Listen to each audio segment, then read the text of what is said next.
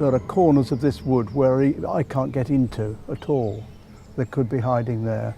There is another wood just over there where again there are no footpaths to it, virtually nobody ever goes in, and they could be hiding there. I'd never walk back via the woods, that's for sure. Never. Like 2 sheep got killed, and definitely couldn't have been a fox because the teeth weren't right. Definitely couldn't have been a dog because the teeth are the same as a dog. Can't have been a cat because a cat can't kill a sheep. I thought everyone was mad who could see it.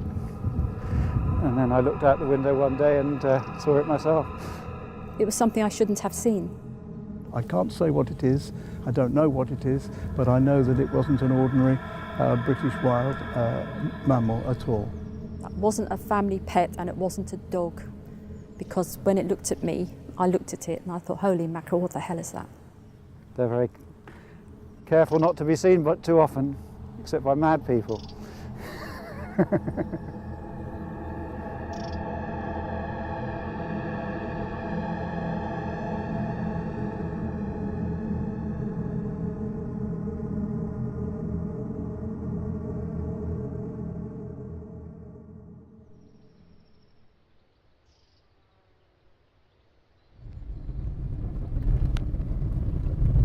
So this is Plumpton. This is where I grew up. It's a pretty ordinary English village. We've got a village green there, a village hall, village pub, or 3 village pubs. Used to be 4, not anymore. We have 1 shop. There is a stove shop there, but that doesn't really count as another shop. So it's a pretty ordinary place, but there is one story that's a little more interesting.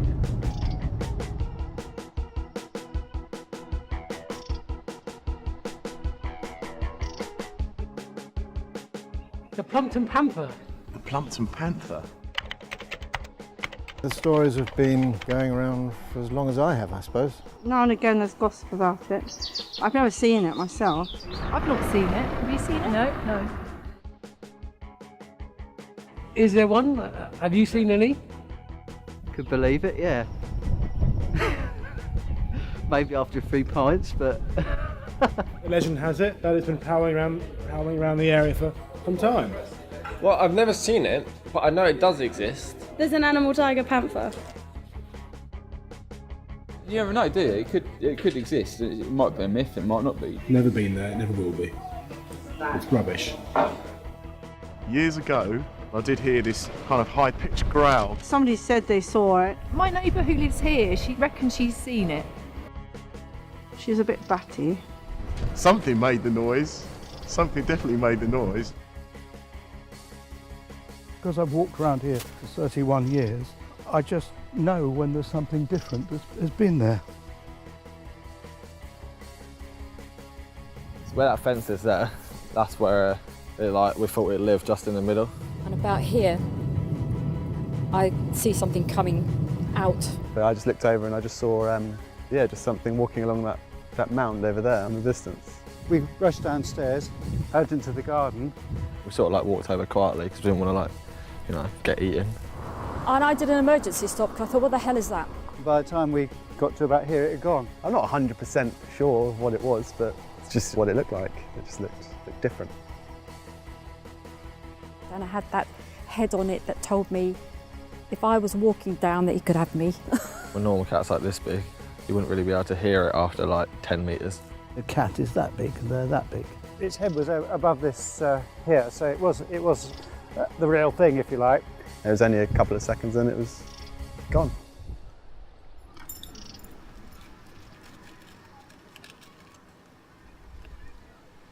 I know that at Warwick University they have a lab there that looks at DNA, they'll look at droppings and hair samples and things like that.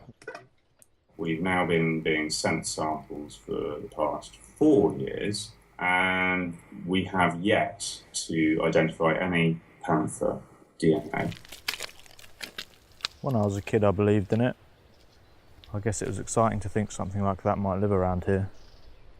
But now I don't know what to think. So many people claim to have seen it, yet there's no concrete evidence. It just doesn't make sense. I guess to truly believe it, I'd have to see it, but even then I think you have to doubt yourself.